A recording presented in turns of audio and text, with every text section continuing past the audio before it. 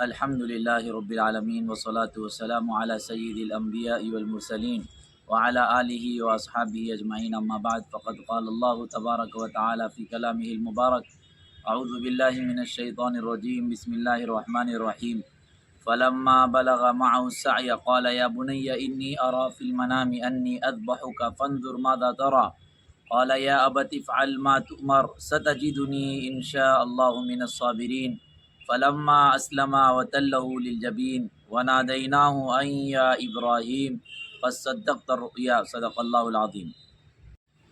ناظرین کرام، یہ ذی الحجہ کا مہینہ چل رہا ہے اور آج ذی الحجہ کی 7 تاریخ ہو چکی ہے۔ یہ جو مہینہ ہے، اس مہینے کے اندر ایک عظیم عبادت ہم انجام دیتے ہیں جو کہ قربانی ہے۔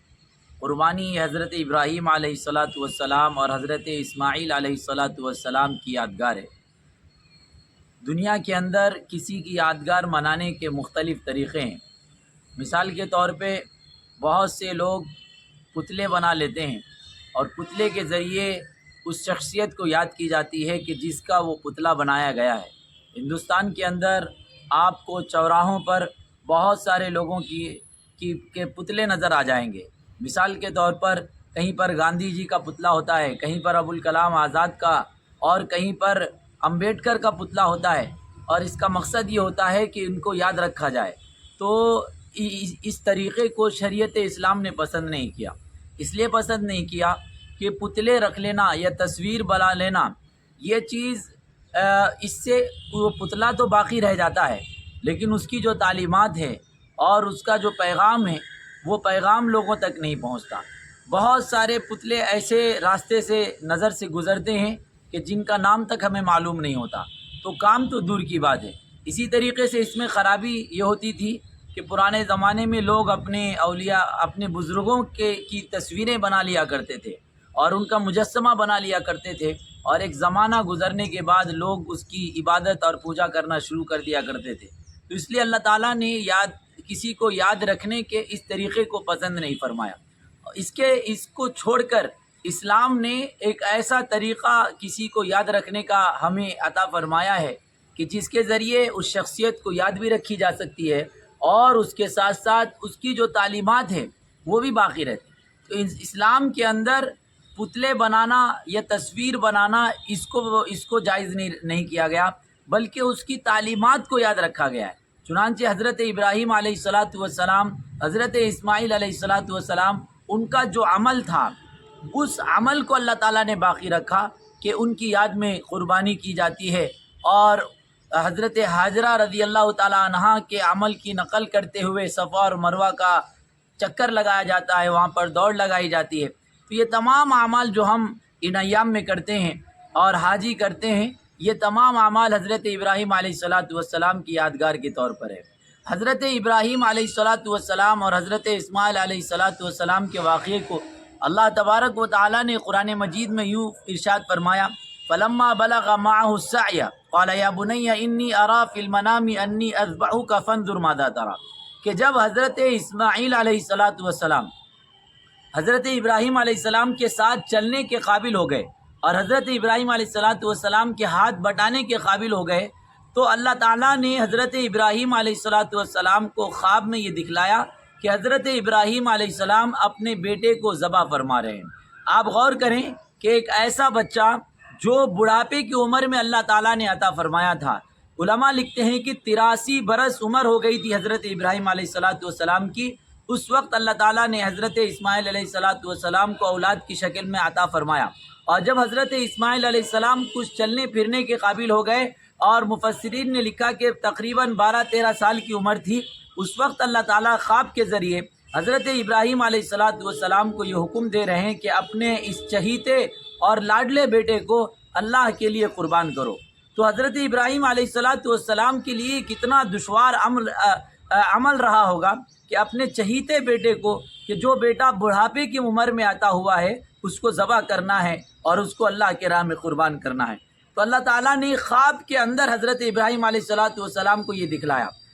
خواب میں دکھلانے کی حکمت اور مصلحت یہ ہے کہ اللہ تعالیٰ یہ چاہتے تھے کہ کمال آزمائش ہو اور حضرت ابراہیم علیہ السلام کی طرف سے کمال اطاعت ہو، کہ جب آدمی خواب میں کوئی چیز دیکھتا ہے تو اس کے اندر تعویل کی گنجائش ہوتی ہے کہ خواب کا یہ مطلب نہیں یہ مطلب ہو سکتا ہے، کئی سارے مطلب اس کے اندر نکالے جا سکتے ہیں، لیکن اس کے باوجود بھی حضرت ابراہیم علیہ السلام نے تعویلیں نہیں ڈھونڈی اور راہ فرار اختیار نہیں کیا، بلکہ اللہ کے حکم کو انہوں نے سمجھا اور فوراً اپنے بیٹے کو قربان کرنے کے لیے تیار ہو گئے۔ تو اس سے ہمیں یہ نصیحت حاصل ہوتی ہے کہ ہمیں بھی جب اللہ تعالیٰ کوئی حکم دے تو ہم کو تعویلیں نہیں ڈھونڈنی چاہیے، راہ فرار اختیار نہیں کرنی چاہیے، بلکہ اللہ کا جو حکم ہے اس حکم کو فوراً بجا لانا چاہیے۔ حضرت ابراہیم علیہ السلام نے جس دن پہلی بار خواب دیکھا تھا وہ 8 ذی الحجہ کی رات تھی، اور جب صبح اٹھے تو حضرت ابراہیم علیہ السلام غور و فکر میں لگ گئے کہ آخر اس خواب کا مطلب کیا ہو سکتا ہے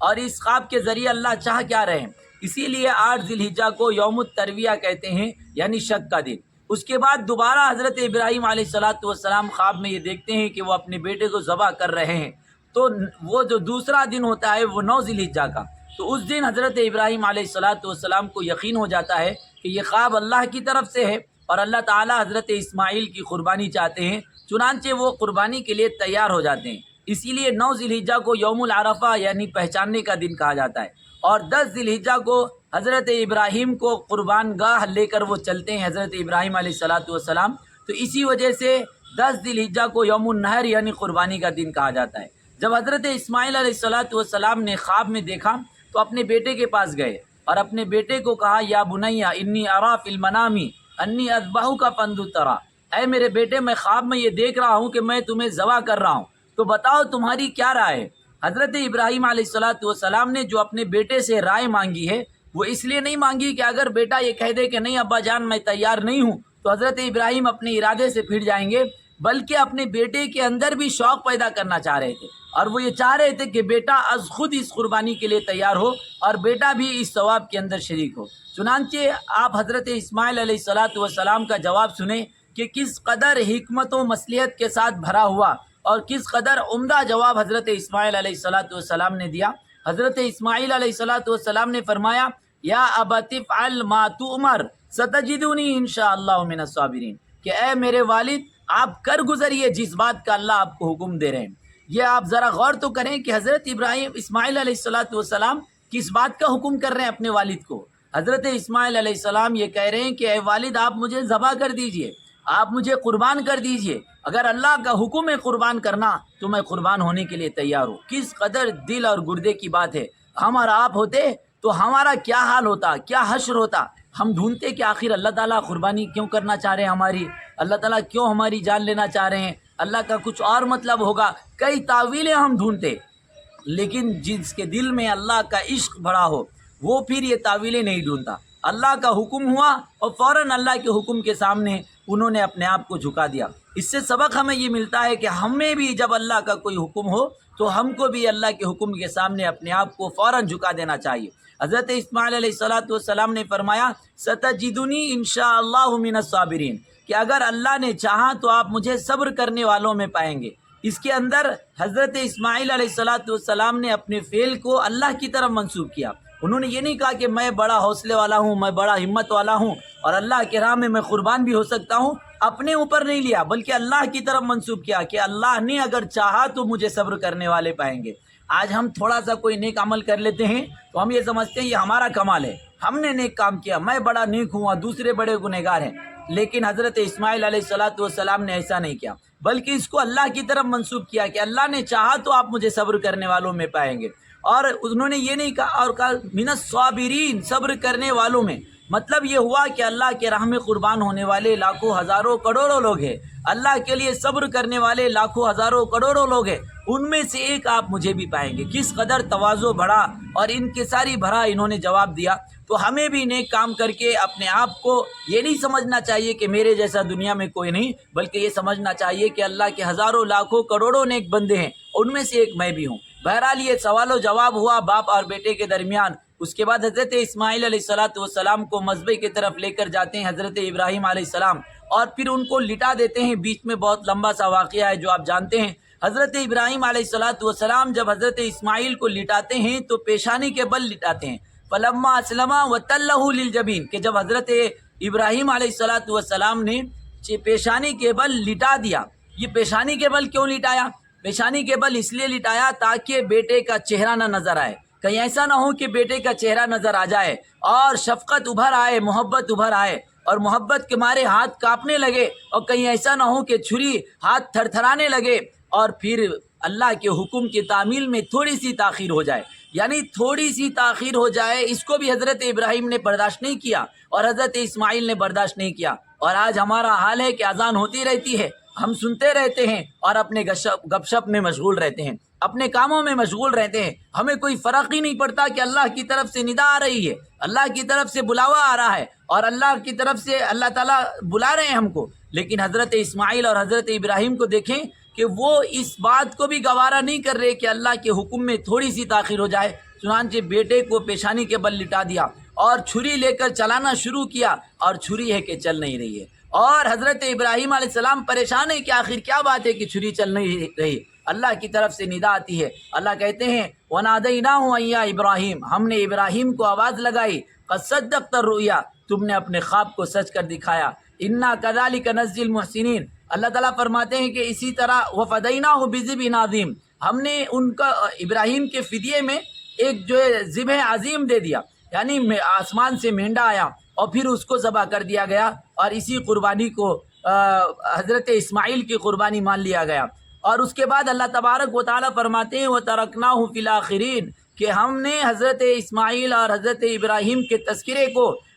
تا قیامت کے لیے باقی رکھ دیا، بعد والوں کے لیے نشان عبرت بنا دیا اور نشان موعظت کا ذریعہ بنا دیا۔ تو یہ مقام و مرتبہ اللہ نے حضرت ابراہیم کو، حضرت اسماعیل کو عطا فرمایا۔ کب عطا فرمایا؟ جب انہوں نے اپنے آپ کو اللہ کے حکم کے سامنے جھکا دیا، اپنے آپ کو اللہ کے سپرد کر دیا، تو پھر اللہ نے ان کی مدد کی اور نصرت کی۔ ہمارا معاملہ یہ ہے کہ ہم اللہ کے حکموں کے مطابق چلتے نہیں ہیں، اللہ کی باتوں کو مانتے نہیں ہیں، اللہ کے احکام کے مطابق اپنے آپ کو چلاتے نہیں ہیں، اور سوچتے ہیں کہ وہی مدد آ جائے جو نبیوں پہ آیا کرتی تھی، وہی مدد آ جائے جو صحابہ پہ آیا کرتی تھی۔ ایسا کبھی نہیں ہوگا، پہلے اپنے آپ کو اللہ کے حکموں کے تابع کرنا پڑے گا۔ آپ دیکھیں کہ آگ کی صلاحیت ہے کہ جلائے، لیکن آگ نے حضرت ابراہیم کو جلایا نہیں۔ پانی کی صلاحیت ہے کہ وہ ڈبائے، لیکن پانی نے حضرت موسیٰ کو ڈبایا نہیں، پانی نے حضرت یونس کو ڈبایا نہیں۔ اور چھری کی صلاحیت ہے کہ وہ کاٹے، لیکن چھری نے حضرت اسماعیل کو کاٹا نہیں۔ آخر کون سی چیز ہے جو آگ کو جلانے سے روک رہی ہے، جو پانی کو ڈبانے سے روک رہی ہے، جو چھری کو چلنے سے روک رہی ہے؟ آخر کیا چیز ہے میرے بھائیوں؟ وہ ایمان کی طاقت ہے، وہ اللہ کے سامنے اپنے آپ کو سپرد کرنا ہے۔ جب ان حضرات نے اپنے آپ کو اللہ کے سپرد کر دیا تو پھر اللہ نے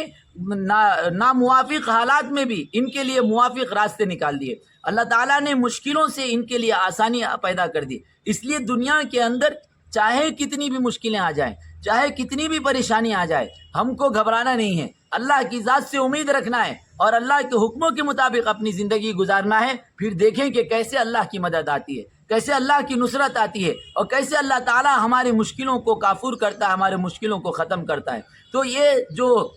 قربانی کا عمل ہے وہ صرف یہ نہیں کہ بکرا لے لیجئے، اس کو ذبح کر لیجئے اور بہترین قسم کے ڈش بنائیے اور مزے اڑائیے، یہ مقصد نہیں ہے، بلکہ اس کا مقصد یہ ہے کہ جب آپ قربانی کریں تو ان تمام جذبات کو یاد رکھیے کہ آخر کیا جذبے رہے ہوں گے حضرت ابراہیم کے کہ آپ لے کر جا رہے ہیں اور بیٹے کو ذبح کرنے کے لیے لے جا رہے ہیں۔ دل پہ کیا گزری ہوگی کہ ایک چہیتا بیٹا جو بڑھاپے کے عالم میں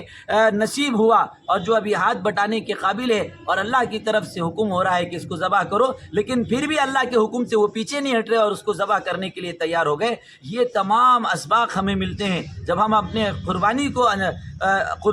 جانور کو ذبح کریں، قربان کریں، تو یہ تمام تصورات ہمارے ذہن میں ہونے چاہیے، اور یہ اعتقاد ہمارا ہونا چاہیے کہ اللہ کا جو بھی حکم ہوگا، جب بھی حکم ہوگا، جیسا بھی حکم ہوگا، ہم اس حکم کو مانیں گے، چاہے اس میں ہمارا فائدہ ہو تب بھی مانیں گے، ہمارا نقصان ہو تب بھی مانیں گے، ہمیں سمجھ میں آتا ہو تب بھی مانیں گے، سمجھ میں نہیں آتا تب بھی مانیں گے۔ یہ جذبہ اپنا پیدا کر لیں گے، پھر دیکھیں کہ کس طرح اللہ کی رحمتیں، عنایتیں ہماری طرف متوجہ ہوتی ہے۔ اللہ سے دعا ہے کہ اللہ تعالیٰ توفیق عمل نصیب فرمائے۔